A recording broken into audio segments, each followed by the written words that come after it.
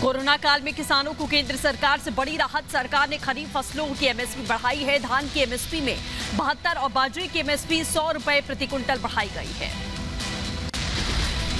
MSP बढ़ाने को लेकर प्रधानमंत्री नरेंद्र मोदी ने ट्वीट किया। पीएम ने लिखा, अन्नदाताओं के हित को देखते हुए एमएसपी पर मंजूरी दी गई। किसानों का जीवन स्तर सुधरेगा, साथ ही किसानों को मदद मिलेगी। किसानों के मुद्दे पर कृषि मंत्री नरेंद्र सिंह तोमर का बड़ा बयान। कहा, किसानों से बातचीत करने के लिए हमेशा से हम तैयार। किसान तर्क के साथ में आपत्ति बताएं। कृषि कानून को रद्द करने के अलावा कोई दूसरा विकल्प हो तो किसान बताएं। किसान नेता राकेश टिकैत ने पश्चिम बंगाल की मुख्यमंत्री ममता बनर्जी से मुलाकात की। कहा, किसान नेताओं को मेरा समर्थन। किसान नेताओं के साथ वर्चुअल मीटिंग के जरिए करूंगी बातचीत। महाराष्ट्र के राजस्व मंत्री बाला साहब थोराट का बड़ा बयान। कहा, कृषि कानून में संशोधन करेगी महाराष्ट्र सरकार। किसानों के हित को देखते हुए फैसला करेंगे। बंगाल में नेता प्रतिपक्ष शुभेंदु अधिकारी ने पीएम मोदी से मुलाकात की। पश्चिम बंगाल में जारी हिंसा पर जताई चिंता। कहा, बंगाल में हिंसा खत्म करने में जुटे बीजेपी के कार्यकर्ता। आज लगेगा सूर्य ग्रहण। भारतीय समय के मुताबिक सूर्य ग्रहण दोपहर 1 बजे से 42 मिनट से शुरू होकर शाम 6:41 पर समाप्त होगा। हालांकि आज लगने वाला सूर्य ग्रहण भारत में सिर्फ अरुणाचल प्रदेश और लद्दाख के कुछ हिस्सों में सूर्यास्त से कुछ मिनट पहले देखा जा सकेगा। इसके अलावा उत्तरी अमेरिका, उत्तरी भाग, उत्तरी कनाडा, यूरोप, एशिया, ग्रीनलैंड और रूस के अधिकतर हिस्सों में देखा जा सकेगा सूर्य ग्रहण।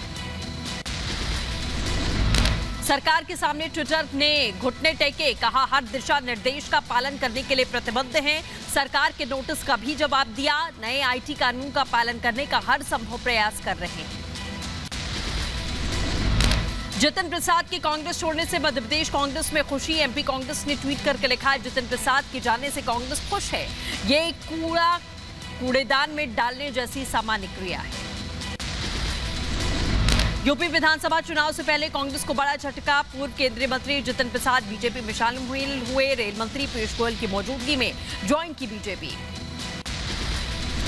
में शामिल होने के बाद बोले, जितिन प्रसाद कांग्रेस में रहकर नहीं कर पा रहा था। जनता की सेवा पिछले कुछ सालों से महसूस किया। असली मायने में अगर कोई संस्थागत राजनीतिक दल है तो वो सिर्फ और सिर्फ बीजेपी है।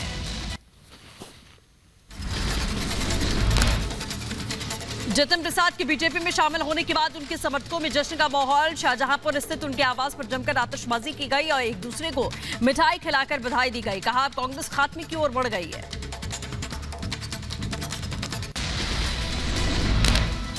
जितिन प्रसाद ने की पीएम मोदी की तारीफ। कहा, आज देश जिस स्थिति से गुजर रहा, अगर कोई राजनीतिक दल या नेता देश के हित के लिए खड़ा है तो वो बीजेपी और प्रधानमंत्री मोदी हैं। बीजेपी अध्यक्ष जेपी नड्डा से मिलने के बाद जितिन प्रसाद ने गृह मंत्री अमित शाह से भी मुलाकात की। शाह ने ट्वीट करके कहा, यूपी में बीजेपी की जनसेवा को और मजबूती मिलेगी। जितिन प्रसाद के बीजेपी में शामिल होने पर सीएम योगी ने भी ट्वीट करके खुशी जाहिर की। कहा, यूपी में बीजेपी को मजबूती मिलेगी। जितिन प्रसाद के बीजेपी में शामिल होने पर ज्योतिरादित्य सिंधिया ने खुशी जताई। कहा, जितिन मेरे छोटे भाई हैं और मैं उनके लिए खुश हूं।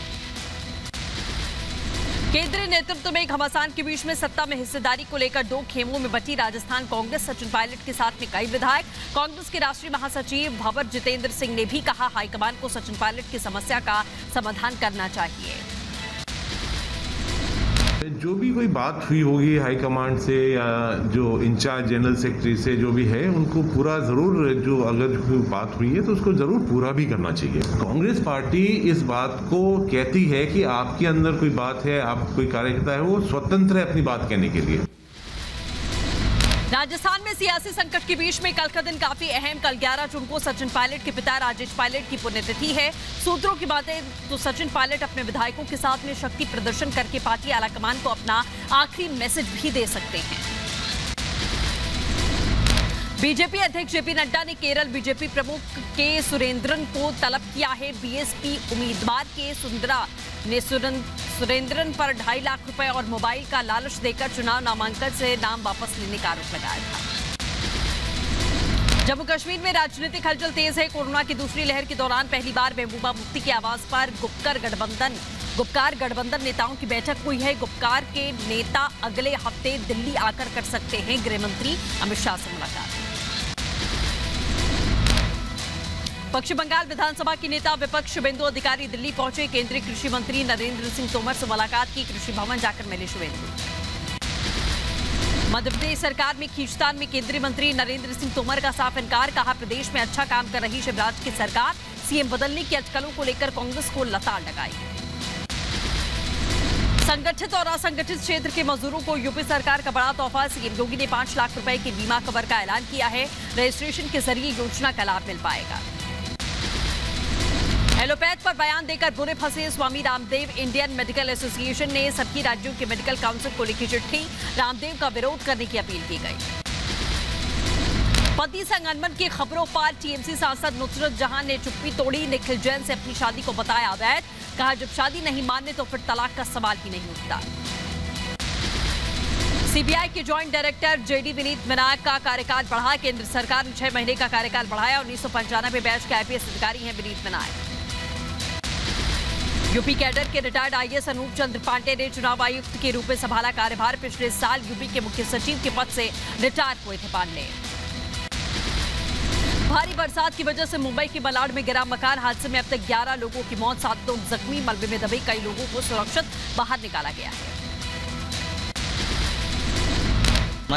ये हादसा 10 सवा 10 के बीच में हुआ। मैं जैसे ही घर पे गया, उसी के 10 मिनट जैसे सामान वामान रखा अपने घर पे, तो बाहर से 2 बच्चे लड़के, यंग करीब 20 या 22 साल का लड़का बाहर से चिल्ला रहा है, अरे भाई उतरो, अरे भाई उतरो करके। जैसे उतरने से पहले गिर चुका था, सामने वाला गया माला। मॉनसून के आगमन के साथ ही पानी पानी हुई मुंबई। अगले 4 दिनों के लिए मौसम विभाग ने जारी किया है ऑरेंज अलर्ट। महाराष्ट्र के सीएम उद्धव ठाकरे ने मुंबई में बरसात से बिगड़ते हालात का जायजा लिया। अधिकारियों को जलजमाव वाले इलाकों पर ध्यान देने के आदेश दिए। बरसात से बिगड़ते हालात के बीच में डिजास्टर कंट्रोल रूम पहुंची मेयर किशोरी पेडनेकर ने हालात का जायजा लिया। मुंबई में मानसून की दस्तक। कई घंटों की बरसात के बाद उद्धव सरकार ने प्रशासन को मुस्तैद रहने के लिए हाई अलर्ट दिया। दिवंगत अभिनेता सुशांत सिंह राजपूत के पिता की याचिका पर दिल्ली हाईकोर्ट में फैसला आज। सुशांत के पिता ने दायर की थी याचिका में सुशांत या उनकी जिंदगी से जुड़े किसी भी प्रोजेक्ट पर रोक लगाने की मांग की गई थी। युवा पहलवान सागर धनखड़ हत्याकांड के आरोपी सुशील कुमार समेत अन्य आरोपियों को आज रोहिणी कोर्ट में पेश किया जाएगा। यूपी के मऊ में मुख्तार अंसारी की अवैध संपत्ति पर प्रशासन की कार्रवाई। कई एकड़ की जमीन को कुर्क किया गया है।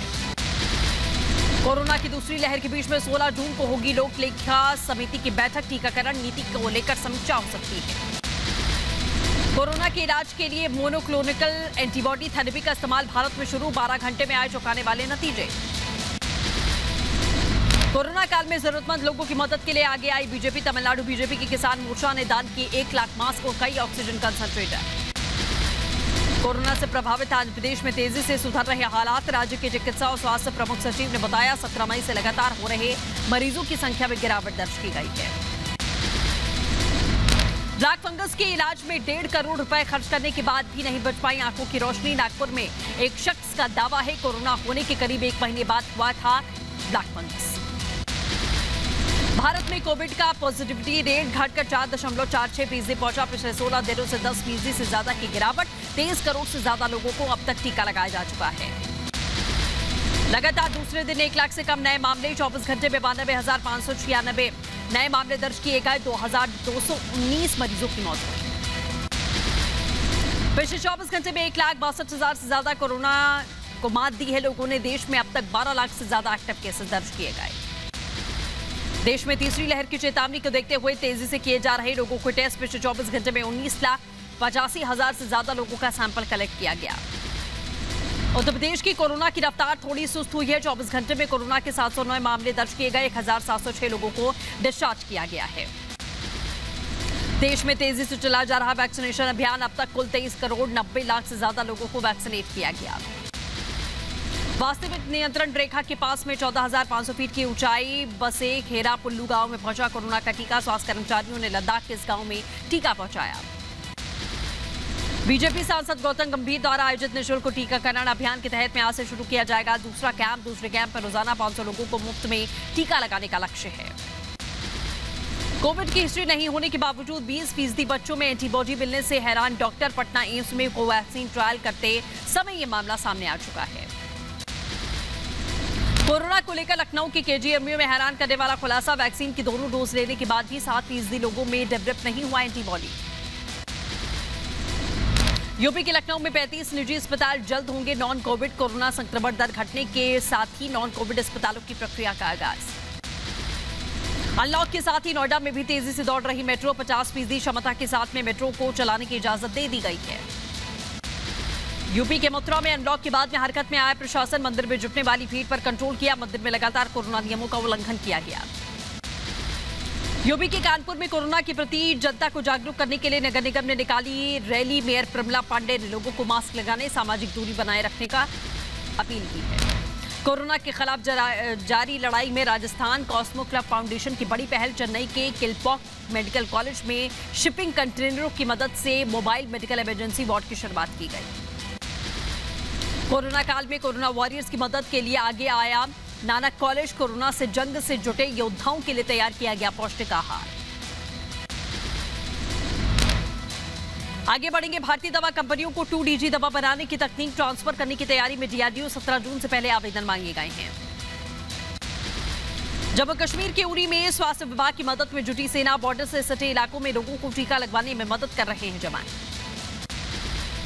बिहार के बांका जिले के मदरसा में बम ब्लास्ट की खबर से हड़कंप, बीजेपी विधायक ने की ब्लास्ट की उच्च स्तरीय जांच की मांग। आगरा के पारस हॉस्पिटल की मुश्किलें और बढ़ी, हॉस्पिटल की गेट पर मारपीट को लेकर पारस के स्टाफ के खिलाफ में दर्ज किया गया मुकदमा। पुणे के केमिकल फैक्ट्री के मालिक को पुलिस ने गिरफ्तार किया। आग लगने से 17 लोगों की मौत, मरने वालों में ज्यादातर महिलाएं। केरल के कोची एयरपोर्ट पर पकड़ा गया सोने का तस्कर, तस्करी मामले में एनआईए ने मोहम्मद मंसूर को गिरफ्तार किया है। दिल्ली पुलिस की साइबर सेल ने चीनी नागरिक की बड़ी साजिश का पर्दाफाश किया। ऐप के जरिए निवेश के नाम पर करीब 5 लाख लोगों को ठगा। साइबर फ्रॉड को चीनी करप्शन पर उत्तराखंड के डीजीपी ने हाई अलर्ट जारी किया। कहा, साइबर फ्रॉड के देशव्यापी मामले में कई लोगों के साथ धोखाधड़ी की आशंका है। कि इसके जो मुख्य अभियुक्त हैं, ऐसा लग रहा है कि वो चाइनीज हैं अधिकांशतः, और दूसरे नेशनल भी हो सकते हैं। और उन्होंने हमारे यहाँ के लोगों को कि स्टार्टअप में आपको सपोर्ट करेंगे, ऐसे करके बहुत सारे जो नए MBA या नए टेक्नोक्रेट्स हैं, उन लोगों की कंपनियाँ बनवाई और उन लोगों के माध्यम से, कई लेयर के माध्यम से इन्होंने जो है एक। बॉलीवुड के महान अभिनेता दिलीप कुमार की तबीयत में सुधार, देर शाम आईसीयू से दिलीप साहब को शिफ्ट कर सकते हैं डॉक्टर्स। IPR के ट्रेड से जुड़े पहलुओं पर WTO काउंसिल ने प्रपोजल दिया है। भारत ने कोविड-19 वैक्सीन, दवाओं और संबंधित हेल्थ टेक्नोलॉजी के लिए IPR हटाने का प्रस्ताव रखा है। राष्ट्रपति बनने के बाद जो बाइडेन की पहली विदेश यात्रा, 8 दिवसीय दौरे पर पहुंचे हैं यूके। G7, नाटो और यूरोपीय संघ के साथ में शिखर वार्ता के अलावा रूसी राष्ट्रपति व्लादिमीर पुतिन से जिनेवा में मुलाकात करेंगे। कोविड-19 की शुरुआत से पहले चीन के वुहान शहर में हजारों जिंदा जानवरों को बेचा गया था। वैज्ञानिकों का दावा, वुहान में बेचे गए उनका स्वास्थ्य ठीक नहीं था।